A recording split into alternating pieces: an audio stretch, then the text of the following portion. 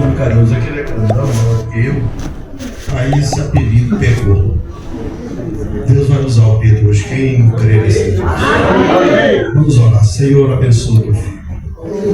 Abre o cerebro da palavra neste momento sobre nós. Usa ele como instrumento, Jesus. E fala com a igreja para a glória, para a honra e para o louvor do teu nome. Te adoramos na beleza da tua santidade. Amém. Glória a Deus, queridos. Vos saúdo com a paz, Senhor. Amém. Amados, sem perda de tempo, os irmãos, por favor, abram as vossas Bíblias em João. O Evangelho de João, capítulo 3.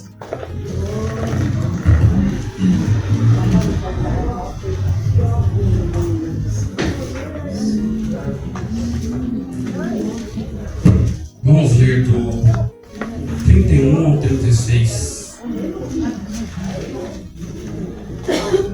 João 3, do 31 ao 36.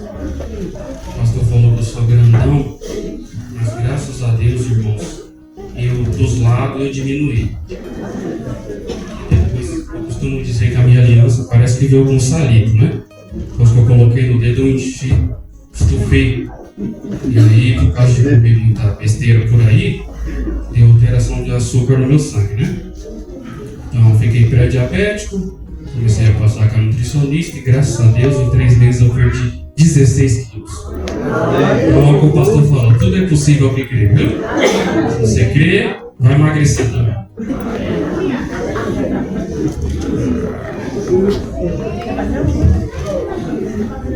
Glória a Deus. Aí, o filho do Dogão falou que emagreceu também. Se bem que eu acho que ele estufou. O filho do Dogão está quadradão com o pai. Os irmãos encontraram a referência? Não posso perder tempo. Está causando contenta, né, meus? Versículo 31 de João 3 diz assim: aquele que vem de cima é sobre todos. Aquele que vem da terra é da terra e fala da terra. Aquele que vem do céu é sobre todos. E aquilo que ele viu e ouviu, isso testifica. E ninguém aceita o seu testemunho. Aquele que aceitou o seu testemunho, esse confirmou que Deus é verdadeiro. Porque aquele que Deus enviou fala as palavras de Deus, pois não lhe dá Deus o Espírito por medida. O Pai ama o Filho e todas as coisas entregou nas suas mãos.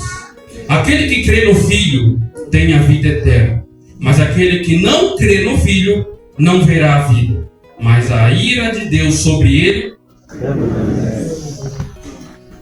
Glória a Deus. Esse último versículo ele é forte, né? E tem irmão que já deve ter pensado: hoje vou apanhar. A palavra do Senhor, irmãos, é que ela nos exorta, nos consola, nos corrige, nos ensina. É só a palavra. Às vezes a gente quer inventar outra coisa, mas a palavra do Senhor ela já faz tudo isso daí. Queridos, no capítulo 3 de João, a partir do versículo 22, eu lendo essa semana, eu achei lindo esse posicionamento de João o Batista. Esse João aqui do capítulo 3 é João o Batista, não João o discípulo de Jesus. Os discípulos de João, que é aquele que batizava lá no Jordão, eles entram numa causa com um judeu e eles vão até João Batista e dizem assim para ele: Rabi, lembra aquele homem que o Senhor batizou e deu testemunho dele lá no Jordão? Lembra, o que tem? Olha, esse homem está famoso, está batizando e todos vão ter com ele. Então eu entendo que quando esses discípulos de João trazem este contexto a ele, no mínimo aqui tinha 2 funções. Talvez causar inveja em João. Olha, se Jesus está batizando desse jeito, vai estar todo mundo indo ter com ele. João, fica ligeiro. Começa a trabalhar também para o povo vir até nós e a gente começa a batizar igual ele. No mínimo a ideia era essa, sim ou não? Tá famoso, tá batizando, tá todo mundo indo ter com ele. E aí, João Batista, o que é que a gente vai fazer? E eu percebo algo lindo em João aqui. Porque quem tem ciência do seu chamado, quem é convicto da sua chamada, eu entendo que, primeiro, ele trabalha para ele ser melhor e fazer aquilo que é chamado com excelência, e ele não atrapalha ninguém. E por que eu vejo isso, João? Porque a primeira fala de João Batista aqui é: ninguém recebe coisa alguma se do céu não lhe for dado. Eu preciso aprender com o João aqui. Ele diz que ninguém faz coisa alguma se o céu não permitir. Aí Jesus diz em Mateus, eu até anotei a referência, Mateus 10, 29, que não cai sequer um pássaro. Tem um outro versículo também que Jesus diz que não cai uma folha do céu sem que o Pai não permita. Então eu acredito que tudo é permissão. Ninguém, quando ele fala ninguém, ele se refere a homens, que faz coisa alguma se o céu não lhe permitir. E por que eu aprendo com esse texto aqui? Porque às vezes nós queremos colocar as mãos naquilo que não se deve colocar. Às vezes nós queremos ajudar Deus. Olha, isso daí não é de Deus não. Oxe, aquele rapaz está fazendo alguma coisa, isso daí foi coisa do pastor. Isso daí foi coisa do Wilson. Isso daí foi coisa do fulano. A gente quer ajudar, a gente quer categorizar o que é de Deus e o que não é. Ó, tá acontecendo, não é de Deus não. Aí João diz, ninguém faz coisa alguma se não for permissão do céu. Se louva, é porque o céu permite. Se prega, é porque o céu permite. Se faz, é porque o céu permite. Se acontece, é porque o céu permite. Não acontece coisa alguma se o Pai, se o céu, ninguém faz coisa alguma se o Pai não permitir. Então existem problemas, e você precisa gravar isso. Existem problemas que nós entramos nele. Existe um problema que nós criamos. Por quê? Porque eu quero fazer algo precipitado, que veio ao meu coração, e foi Deus. Não. Ninguém faz coisa alguma se o céu não lhe permite. Essa foi a primeira fala de João Batista. Aí ele diz assim: eu disse a vocês.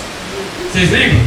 Eu não sou o Cristo, mas aquele que foi enviado perante. Aí João diz assim: eu não sou o noivo, mas o amigo do noivo. E eu vou até ler com os irmãos.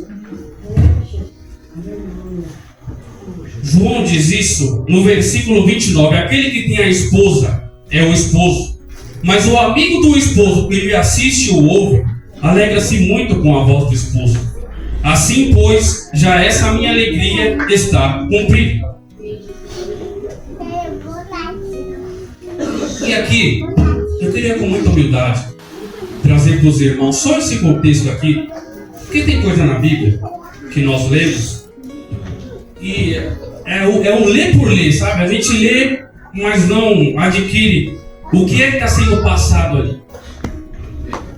Na nossa cultura, por exemplo, para quem lê isso daqui, eu não sou o esposo, mas eu sou o amigo do esposo, que ele assiste ou ouve. Talvez você não tenha muita interpretação do que João quis dizer com aqui. Isso aqui é algo de uma cultura. E qual é a cultura inserida aqui nos tempos de Jesus? Cultura judaica. Então, por exemplo, aqui João está falando de casamento, sim ou não? Casamento. Qual é a nossa cultura, pelo menos a cristã, de casamento? Eu vou falar, por exemplo, a minha história. Teve um dia, isso eu já estava no terceiro colegial mais ou menos, que eu falei assim: olha, eu quero parar de ficar por aí sozinho, né? Falei, eu vou procurar uma pessoa, ela quer uma pessoa para mim tocar o barco e seguir a vida. Esse era o meu pensamento. E eu lembro que eu fiz uma lista, que eu ouvi, inclusive, que o Felipe Salles tinha feito um negócio assim, feito uma lista de como ele queria uma esposa e tal, e orou para Deus. Eu falei, então eu vou colocar numa lista então que eu admiro uma mulher, porque aí a chance de eu errar é menor. Colocar algumas características, tipo, uma mulher bonita, uma mulher decente, uma mulher que se comporta. Escrevi um monte de coisa lá. E eu lembro que eu peguei no celular na época, que eu passava os contatos assim, e eu, ó, essa aqui tem isso, isso e isso, mas não serve. Essa daqui tem isso, isso e isso, mas não serve. E eu fui categorizando. Até que chegou na minha esposa Palominha.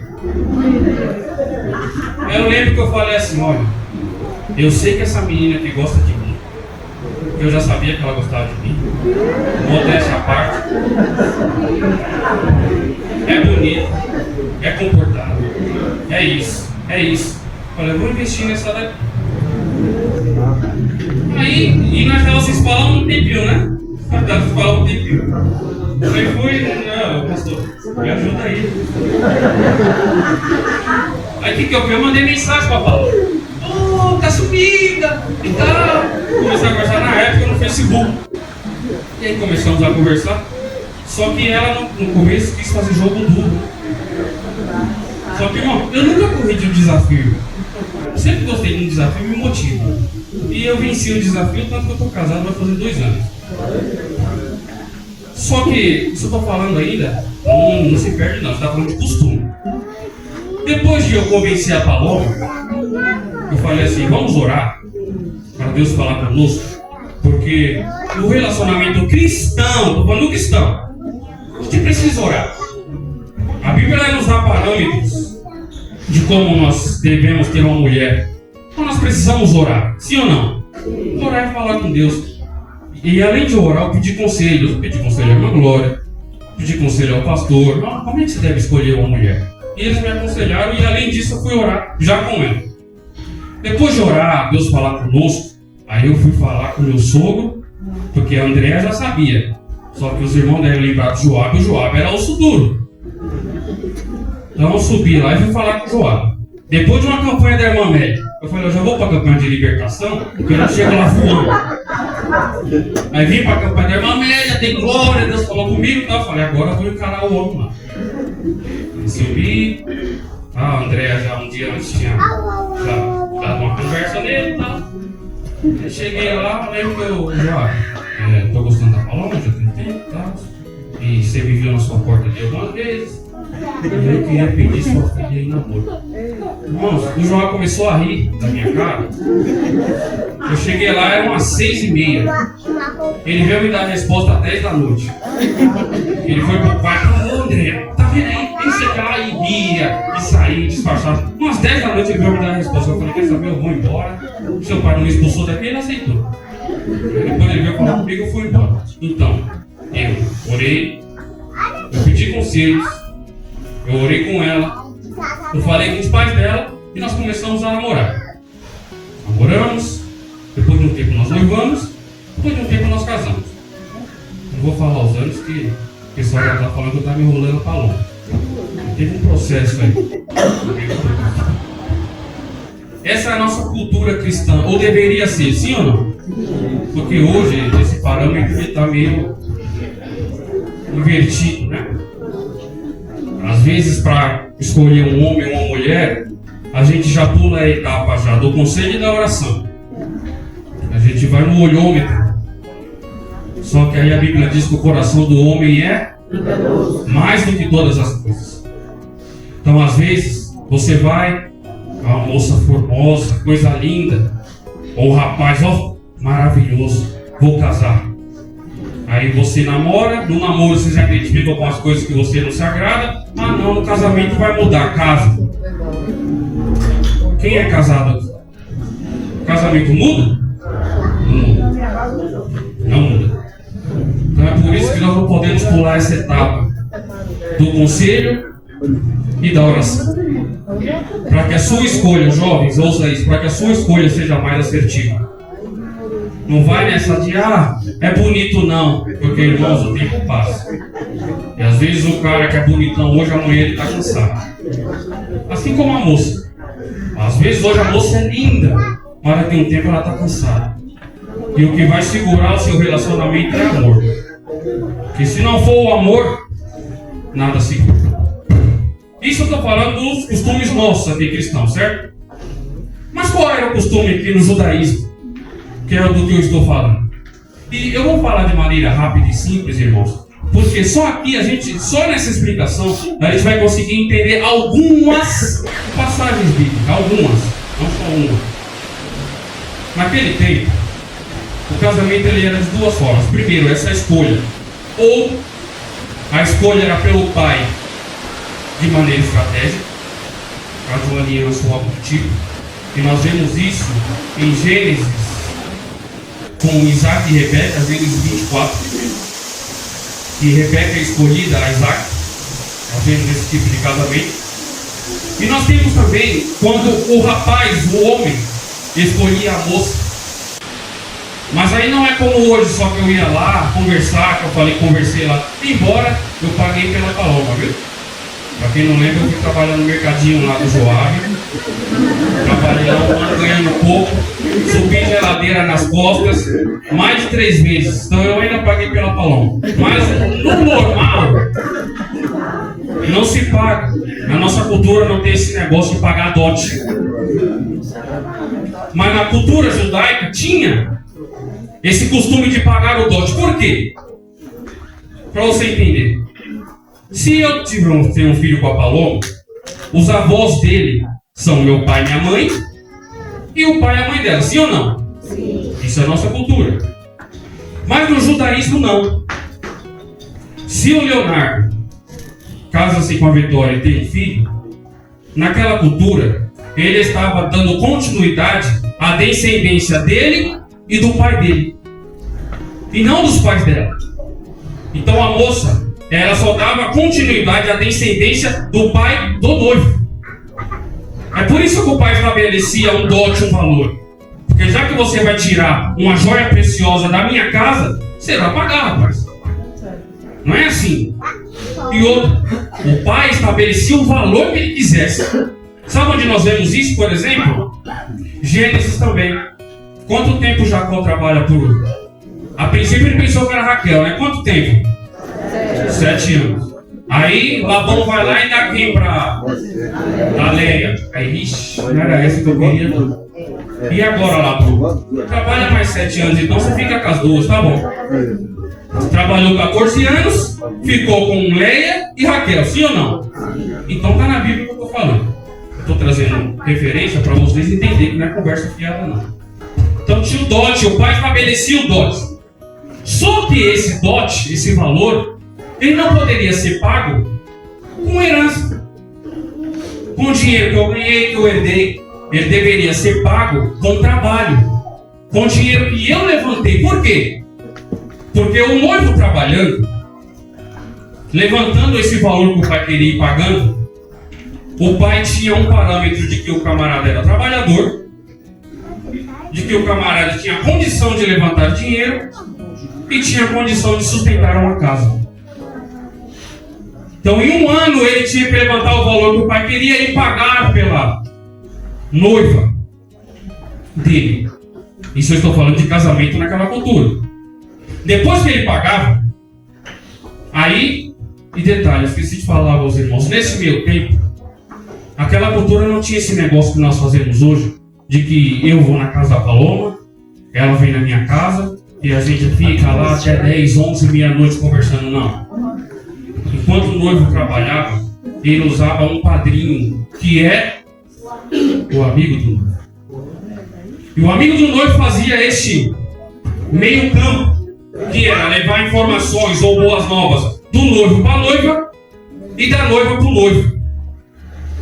Fazer esse meu campo, olha, o noivo falou que ele está trabalhando por você, está preparando uma casa maravilhosa, seu vestido, anel, está preparando tudo para você, noiva. Se prepara, que o noivo está trabalhando por você. E aí o noivo voltava para... E aí o amigo do noivo voltava para o noivo e falava: olha, sabe o que você pediu para me falar para a noiva? Eu falei, ela está se guardando, está se preparando, está bonita, está esperando só você ir encontrar ela para que haja as bodas. Oh, glória a Deus. Então essa era a função do amigo do noivo, também fazer esse meio campo. Mas vamos no dia da cerimônia, vê se você vai entender alguma coisa. Quando iam se casar, algumas moças virgens iam encontrar o noivo à entrada da cidade.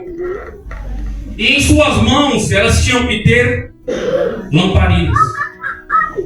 E elas iam na frente do noivo, guiando e iluminando o caminho. Até que o noivo encontrava-se com a noiva. Só que com a noiva também tinha algumas moças virgens com lamparinas. E quando se encontrava esse júbilo das virgens do noivo e das virgens da noiva, as virgens tomavam a frente dos convidados. Os convidados ficavam atrás cantando. Na frente dos convidados, as virgens com lamparinas. O noivo, a noiva montada em um animal em seu lombo. E ao lado do noivo, o seu padrinho, um amigo do noivo, abrindo o caminho até a casa em que iriam se casar. Está difícil para os irmãos entender? Cada um vai entender? Que bom que eu me preocupo com isso. Então nós tínhamos aqui o amigo do noivo na frente, o noivo com a noiva do lado, as virgens iluminando o caminho e o povo atrás cantando. Então só aqui ia a festa. Sabe quantos dias a festa durava? 7 dias. Então aqui nós já entendemos mais ou menos. Quando Jesus fala das 10 virgens, contexto de casamento. Quando acabou o vinho em João 2, porque a festa durava muito tempo. E tem um detalhe. Depois da cerimônia, o noivo ia para a festa lá, recepcionar os convidados novamente, e a noiva era retirada para uma tenda para se preparar. Por quê? Porque iria ter a consumação do casamento. Depois que a noiva estava pronta, o noivo ia lá e consumava seu casamento. Aí o noivo chamava o seu amigo: olha, avisa o povo para se preparar, porque já houve a consumação e vai ter festa. Aí o noivo ia lá para o povo: ó, se prepara todo mundo aí, porque já houve a consumação, o noivo e a noiva estão vindo, vai ter festa.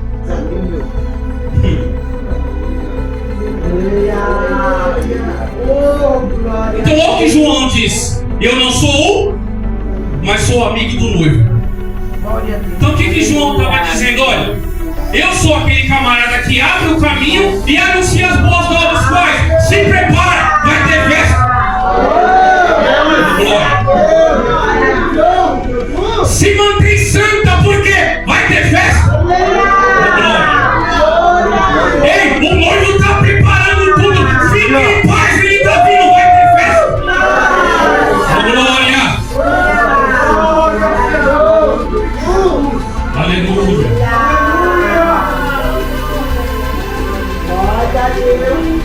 E de algumas passagens que nós aprendemos só com essa cerimônia, nós vemos também Apocalipse 19, do versículo 6 ao versículo 9, por exemplo. Vamos ler?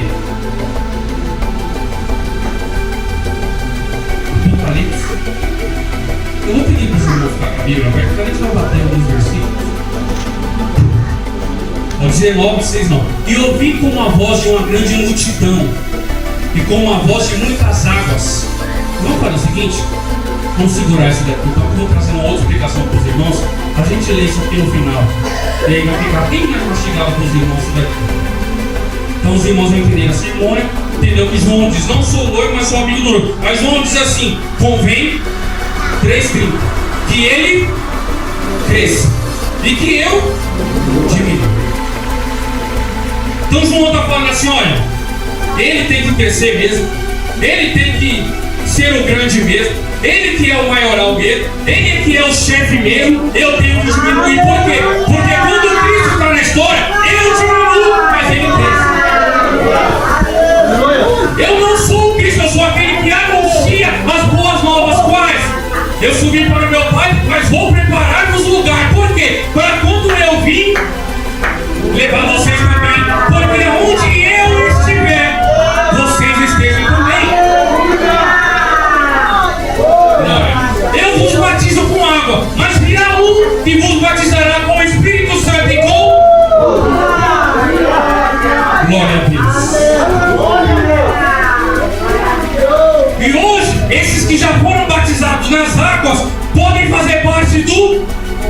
corpo.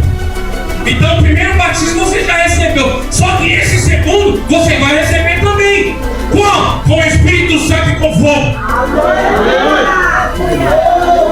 Aí Jesus diz assim: se vós que sois maus sabem dar coisas boas aos vossos filhos, imagina o vosso Pai não dará o Espírito Santo a quem. Então dizem por aí: oh não, o Espírito Santo já passou, a gente não vê batismo. Irmão, se você crer, você vai ser batizado.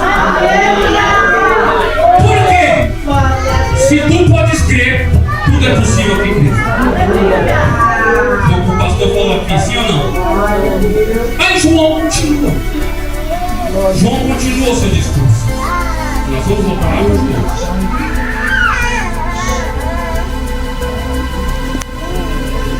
Eu li até o 30, sim ou não? Mas João diz: aquele que vem de cima é sobre todos. Aquele que vem da terra é da terra e fala coisas da terra. Aquele que vem do céu é sobre todos.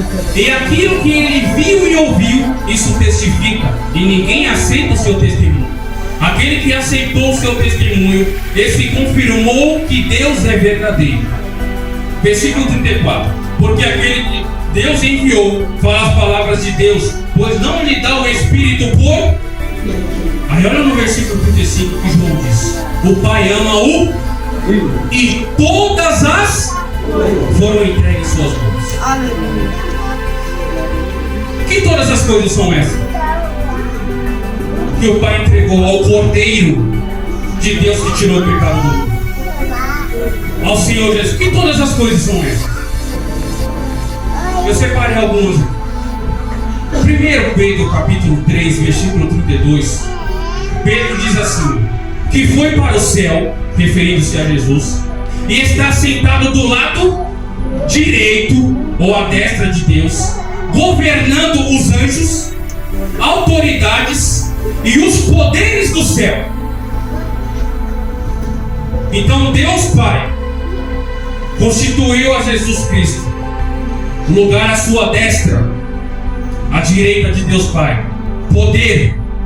Aí Filipenses 2, 5 ao 11, Paulo diz: de sorte que haja em vós o mesmo sentimento que houve também em Cristo Jesus, que sendo em forma de Deus, não teve por usurpação ser igual a Deus, mas antes a si mesmo se esvaziou, tomando a forma de servo, fazendo-se semelhante a...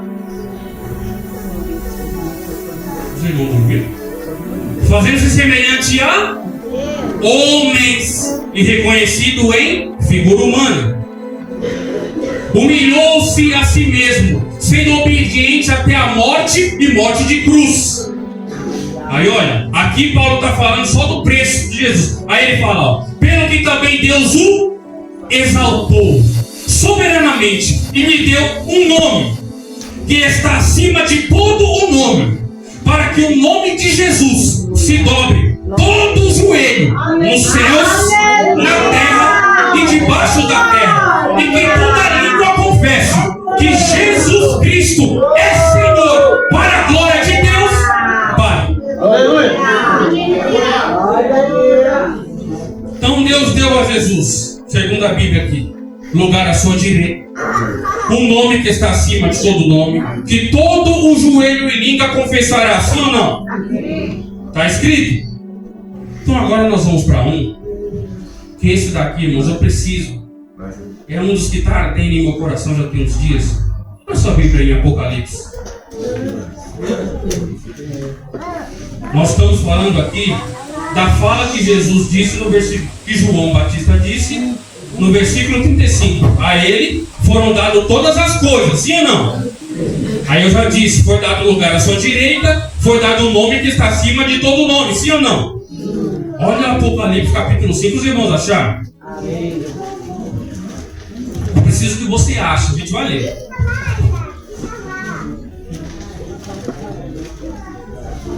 Apocalipse 5, acharam? Amém. Olha o que está escrito. E vi na destra do que estava sentado sobre o trono um livro, escrito por dentro e por fora, selado com... E vi um anjo forte bradando com grande voz: quem é digno de abrir o livro e de desatar os seus selos? E ninguém no céu, na terra, nem debaixo da terra, podia abrir o livro, nem olhar para ele. E eu chorava muito, porque ninguém for achado digno de abrir o livro, nem de ler, nem de olhar para ele. E disse-me um dos anciãos: pare de chorar.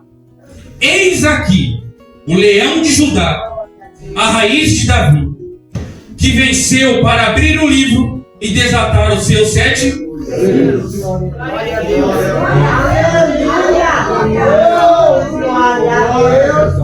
Vou falar igual o pastor Carvalho Júnior. Se tu não deres glória, vou trazer um contexto. Se tu não deres glória, você não está aqui. Querido, nós vamos ver em Gênesis, no capítulo 38, que Judá, ele vai se deitar com uma moça, e essa moça pede duas coisas a Judá: pede o seu cajado e pede o seu selo. Pede o seu selo. Por quê? Nos tempos de Jesus existiam alguns documentos. Já vou chegar. Tinha um selo. Então naquela época, alguns documentos e cartas, eles eram selados com um rolo. Eu vou imaginar que isso daqui é uma folha, tá? Então eu queria enviar uma mensagem ao pastor Valdeci. Naquele tempo não tinha um WhatsApp, que hoje é uma maravilha. O WhatsApp você manda áudio, você manda escrito, você liga, você faz chamada de vídeo. Naquele tempo era cartas. Então eles escreviam na carta, na parte de dentro, o maior conteúdo. Na parte de fora, escreviam um resumo do que estava contido naquela carta. Selavam aquilo ali, né? Pegava aquela folha, fazia um rolinho assim, e vinha, colocava argila por fora e selava. Colocava o selo. E aí o mensageiro ia lá e entregava ao pastor Valdeci. Quando chegava nas mãos do pastor Valdeci, essa carta, ele via, opa, está lacrada e está com selo. Se está lacrada, ninguém leu. Se está com selo, é o selo do Pedão, então foi o Pedão que enviou e ninguém leu. Isso aqui é para mim. E naquele tempo, alguns documentos eram guardados em cartórios: certidão de nascimento, certidão de casamento e herança. Eram guardados em cartório. E como o Torá, por exemplo. Nós vemos em Lucas, quando Jesus vai para Nazaré e ele lê Isaías, quando ele termina de ler, ele entrega o rolo da Bíblia ali, o Torá, ao auxiliar, e o auxiliar guardava em um armário ali no tempo. Por quê? Porque não era como hoje, que nós andamos com a Bíblia por aí, para cima e para baixo. Se andamos com a Bíblia, teoricamente era para ser mais fácil nós guardá-las. Ela no armário do coração, porque nós temos acesso a ela em casa, no trabalho, no carro, no quarto, na rua. Naquele tempo o pessoal ia para uma sinagoga, para o templo, e eles liam ali. Então guardava-se alguns documentos. E alguns dos documentos tinham selos. Esse selo também era comprovante de compra e outras coisas. Meu irmão, não se perde aqui não, que você vai entender. Não se perde na explicação. Alguns documentos e comprovantes tinham selo: certidão de casamento, certidão de nascimento, herança. Eram guardados em cartórios. Isso era um costume não só judaico, mas também de Roma. Roma trazia-se um tabelião e 7 testemunhas. E aquela herança, porque herança, olha aí, herança era o único documento naquela época que tinha 7 selos. Todos os outros tinham 1, 2 ou 3. Mas a herança era o único documento naquela época que tinha 7 selos. E aí o que Roma fazia? O costume romano. Que qual é o império que era o mais forte quando Jesus veio? Romano, né? Então, provavelmente tinha alguns costumes. Sim ou não?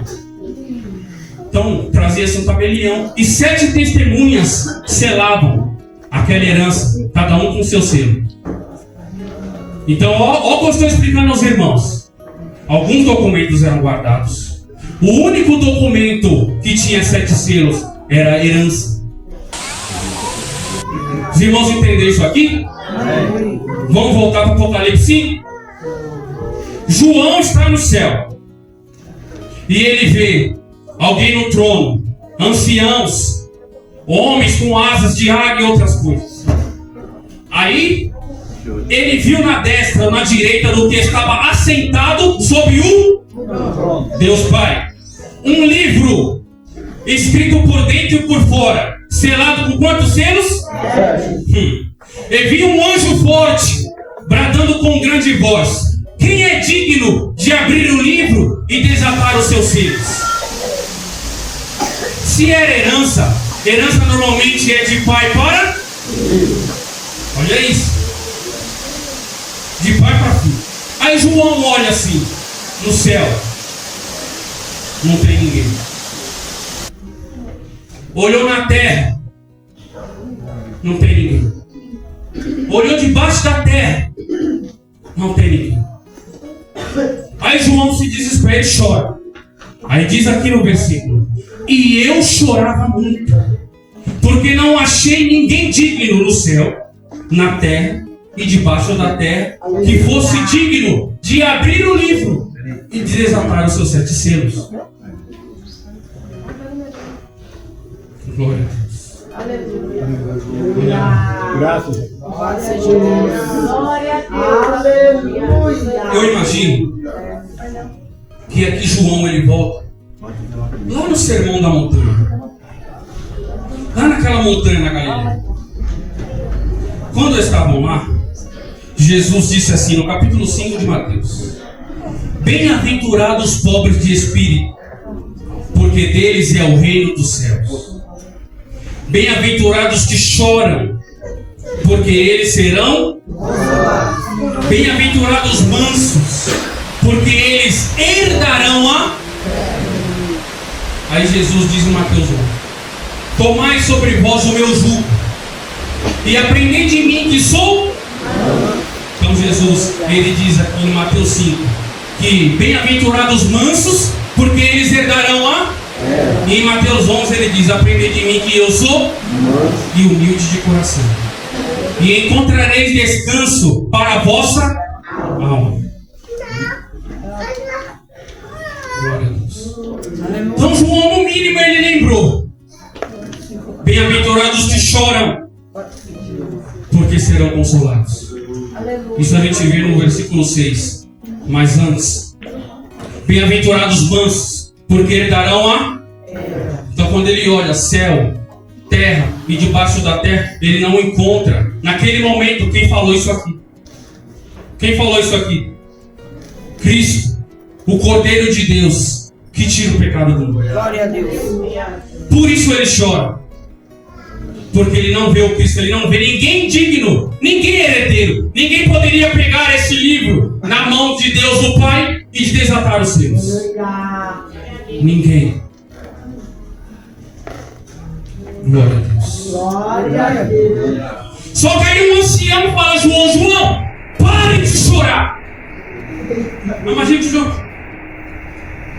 Por quê? Olha lá, João. Eis aí o leão de Judá, Aleluia. a raiz de Davi, que venceu e é o único digno de abrir o livro e de desatar os seus filhos. Glória. É o herdeiro de Deus. É o herdeiro da terra. Pedro, você está de conversa fiada. Tem base, irmãos. Salmos 33, 12. Bem-aventurada é a nação cujo Deus é o Senhor, e o povo que ele escolheu para a sua herança. É o que Salmos diz. E olha o que Paulo vai dizer. Se Cristo é o herdeiro, olha o que Paulo vai dizer em Romanos capítulo 8. E se nós somos filhos, somos logo herdeiros também, herdeiros de Deus e co-herdeiros de Cristo, se é certo que com Ele padecemos, para que também com Ele sejamos glorificados.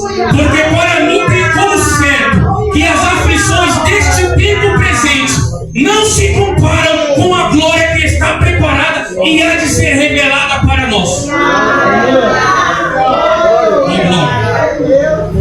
Então, por nossa força, não conseguiríamos Mas mediante o sacrifício do Cristo, Paulo diz que nós somos co-herdeiros. Co-herdeiros. Por que somos co-herdeiros? Por causa de Cristo Jesus. Porque Ele veio a esta terra e morreu por mim e por você. Porque Ele não olhou para nós, que Pedro diz em seu sermão, que o crucificamos. Pedro diz que Pilatos até queria livrar Jesus, mas nós o crucificamos.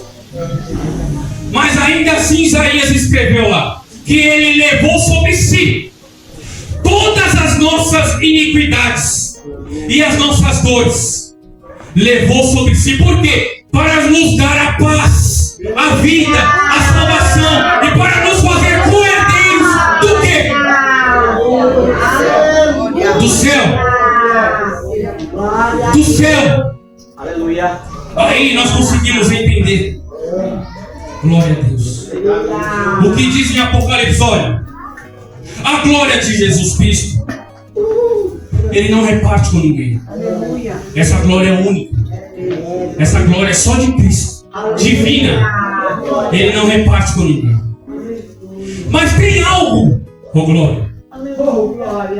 Tem uma glória que Ele vai repartir conosco. Mas Pedro, você está xarope? Você está falando que Ele não divide glória? Eu não estou falando a glória de triunfar sobre a morte. Eu estou falando a glória de vencer este mundo. Isso não será compartilhado. Que aí Jesus diz: ao que vencer, dar-lhe-ei uma coroa. Ao que vencer, vestes brancas. Ao que vencer, se assentará comigo e com meu Pai. Essa não será compartilhada. Mas Jesus, eu moro lá no fim da terra. Senta-se aqui comigo e com meu Pai.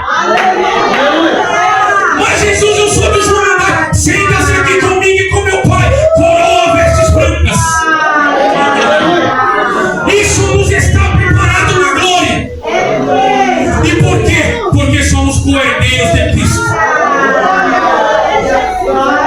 Ao Cristo foi dado todas as coisas. E por intermédio dele nós somos sarados, curados, libertos, alcançados. Oh, glória! E por isso Jesus fez esse evento que nós vamos participar hoje.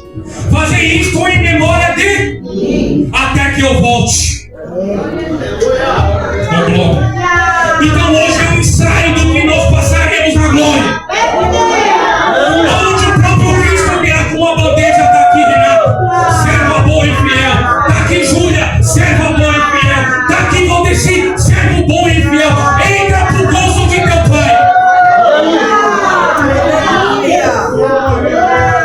Se coloque de pé. Oh, glória! Oh, glória! Mas Pedro, eu estou atordoado aqui. Tem de bom ânimo, porque eu venci o mundo. Pedro, eu não tenho força para vencer o mundo. Fique em paz. Cristo venceu o mundo. E nós somos co-herdeiros. Então nós temos também uma herança preparada para nós. E hoje nós vamos nos lembrar disso mais uma vez. Por nossa força nós não temos nada, mas por Cristo e pelo seu sacrifício na cruz nós temos tudo. Amém? Amém? Amém? Meu Deus e meu Pai, nós te louvamos, Jesus, pois hoje é um culto de ceia e nós estamos aqui em memória de Ti. O Senhor disse em Lucas que o Senhor ansiava muito por partilhar daquela ceia com os discípulos, porque o Senhor não voltaria a tomar daquele suco até que Ele tomasse novamente da glória. O Senhor disse isso há anos atrás, mas nós estamos com a nossa fé jubilante esperando por esse dia. O dia que seremos resgatados deste mundo, o dia que nos assentaremos com Ti neste